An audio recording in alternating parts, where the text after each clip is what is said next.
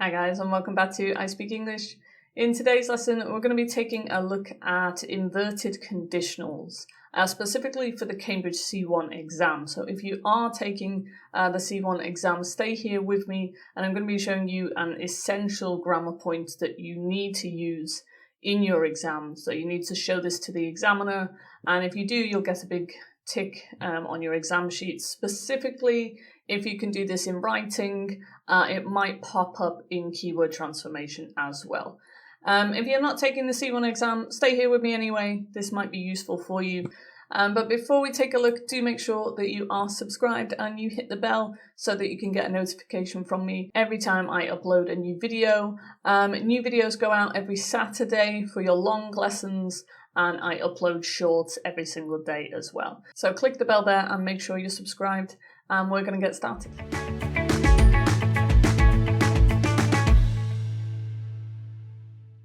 Right, so inverted conditionals then.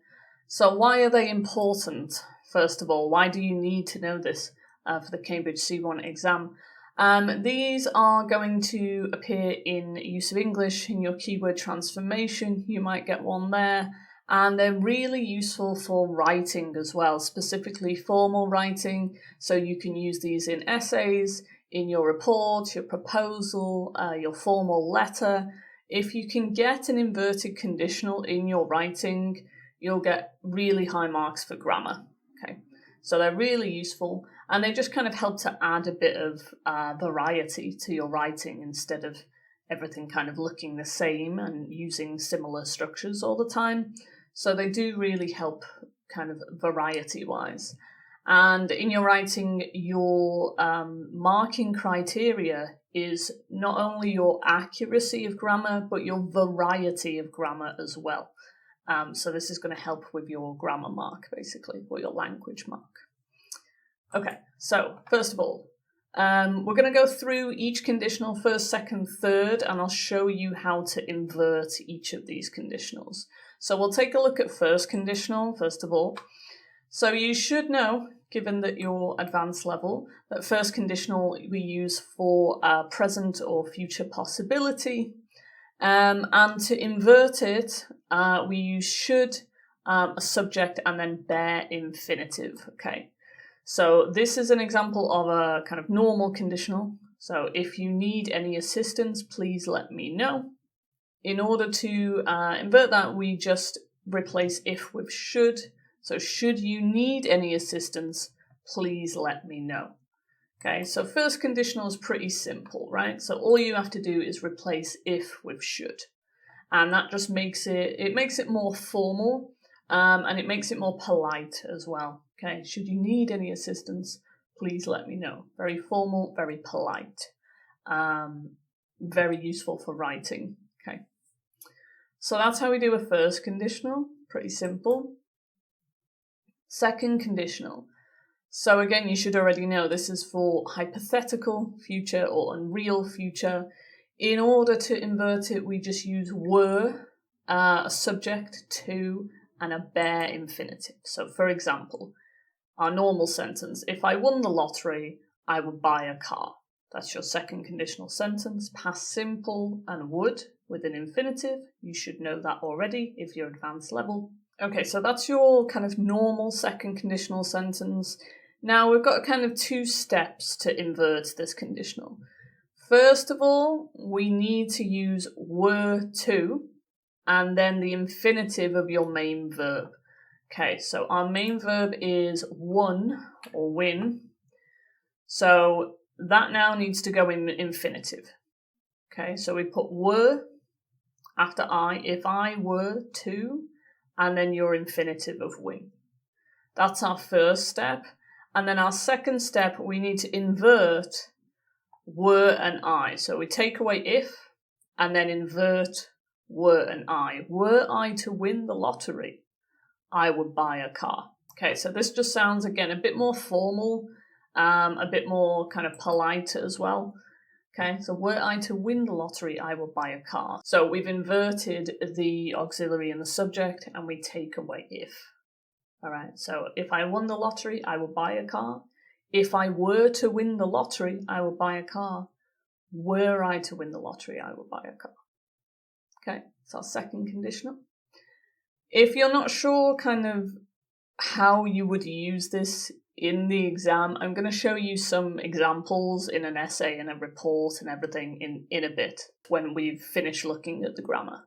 Okay, so if you're not sure, don't worry, we're going to take a look at how it would look in your exam. On to third conditional. Okay, so third conditional, you should know for past, unreal situations or hypothetical past, we normally use had, subject, and then a past participle, like this. For example, if I had known the exam was postponed, I wouldn't have studied. That's your standard third conditional form. In order to invert it, we take away if, and then we invert had and our subject. Had I known the exam was postponed, I wouldn't have studied. Okay, so just take away if, and then invert your subject and auxiliary, and you get an inverted conditional. All right, so we're going to take a look at some kind of exam examples in a second, but before that, I'm going to give you a quick test. Okay, let's see if you were paying attention. So here, we've got, if the government changed the policy, we would need to adjust our strategy. Okay, what I want you guys to do is try to change that into an inverted conditional. First of all, take a look at the kind of conditional. Is it first, second, or third? And then try to invert it using what you've just learned. Okay, I'm going to put a timer up. I might give you about 10 seconds, okay? All right, off you go. Try and invert that conditional.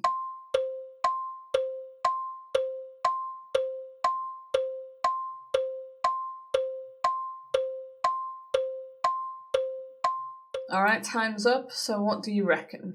How can we put this into an inverted conditional? Write your sentence in the comments if you want, and I'll correct you. So if the government changed policy, we would need to adjust our strategy. To invert this, we need to use were and to, but we also need to take away if as well. So were the government to change the policy, we would need to adjust our strategy. Okay, so were to, bare infinitive, and then take away if as well. Okay, so well done if you got that right. If you are kind of struggling with grammar for C1 or any other part of the exam really, if you need like a more structured way of learning, I do have quite a lot of courses, video courses for the Cambridge C1 exam. I've got one for listening, reading, use of English, most of the writing tasks apart from the letter, and speaking as well. Okay, so if you're struggling with any part of the exam, take a look in the description. There's some discount codes there, and you can get one of those courses there. Each course kind of has a full breakdown of that part of the exam. They've got hours of video lessons, interactive games, vocabulary flashcards, really easy strategies for you to use. Just any advice that you would need from me after having taught the Cambridge exam for like 10 years. All of my advice is in these courses. So if you need any extra help, take a look in the description, click those links there, and you can have a look. All of them have preview videos as well, so you can watch parts of the course before you decide to take it as well. All right. Okay, moving on then. So what's this going to look like in your exam? So I've already mentioned keyword transformation. This might pop up. Okay. So we've got an example here. She didn't pass the exam because she didn't study hard enough. Okay, and then you've got had. Had is starting your sentence here. So this tells you that you need an inverted conditional. So this is going to be a third conditional because it's in the past. She didn't pass the exam. She didn't study hard enough. So you need an inverted conditional. And then we've got knuckled over here, which is a verb. So anytime you get a verb or a preposition in a keyword transformation, it's probably testing you on a phrasal verb. So this is going to be part of a phrasal verb here. If you're not sure how to do keyword transformation, or you just hate it and you get kind of low marks in it, I do have another video. I'll put it up here for a keyword transformation strategy that will help you. So if you're struggling with that, you can go take a watch of that video there, and that should help you a little. In the meantime, we're going to get back to our keyword transformation here. So we need a phrasal verb with knuckled, and we also need to we need to change it into a conditional first of all, and then we need to invert that conditional. Okay, so have a look. Knuckled. What is knuckled going to replace in this sentence, do you think? So knuckled is probably going to replace study hard. So you need to complete that there. I'm going to give you about 10 seconds to complete this. Okay, I'll put a timer on. Off you go.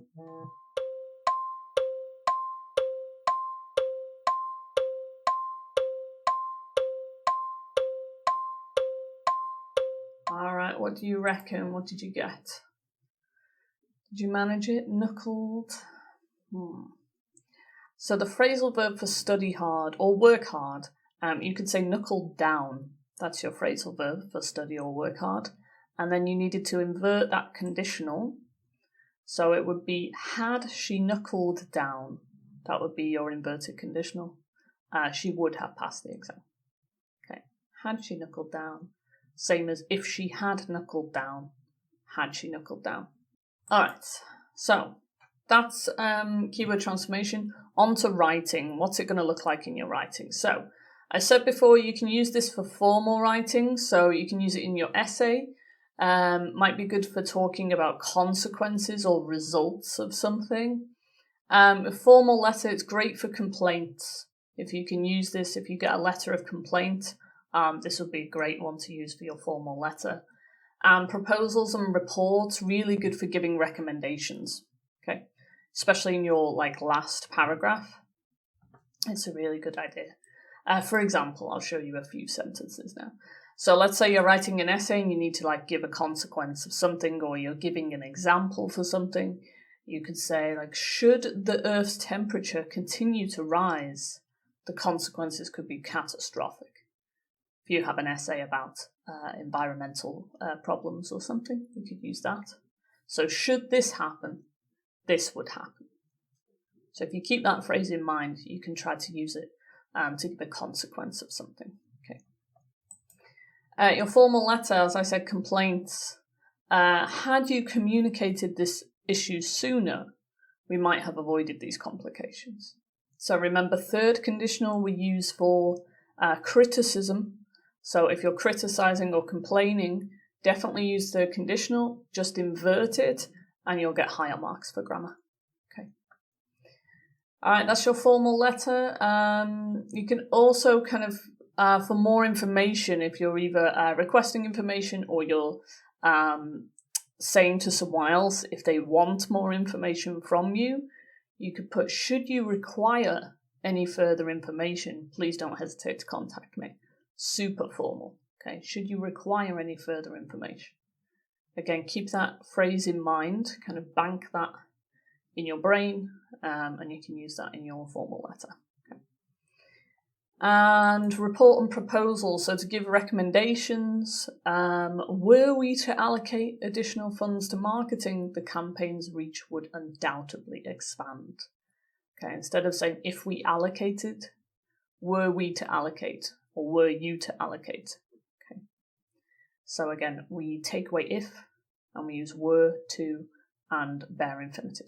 And again, you can use it in a similar way for your proposal as well. Were the committee to endorse this strategy, significant improvements in productivity could follow.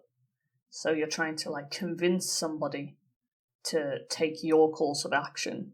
Okay. So again, it's really nice for ending your proposal if you give a prediction of what could happen if the person you're writing to took your course of action, which is exactly what you want them to do in a proposal. Okay, so were the committee to endorse this strategy, or were your company to do X, Y, Z? Okay, all right, and there you go. That's how you use inverted conditionals in your Cambridge C1 exam. If you can do this, the examiner will be very impressed. And again, you'll get high marks for grammar in your writing, and hopefully it will help you in your use of English as well. Right. So if this video helps you, please do give it a like. It just helps it to kind of reach more people. and hopefully they can improve for their C1 exam as well. Make sure you're subscribed as well. Hit the bell. Again, I give free lessons every Saturday and daily shorts. Every single day I upload shorts, so you can just learn a little bit every day with me, and then Saturday have your kind of main study day with me if you like. So subscribe and hit the bell so that you get a notification whenever I upload a new video. If you've got any questions about the Cambridge C1 exam, or there's a specific video that you'd like me to do, something you'd like me to talk about that you're unsure of, let me know in the comments and I'll try and get a video made for you. All right. So that's all from me for today, and I'll see you soon. Bye.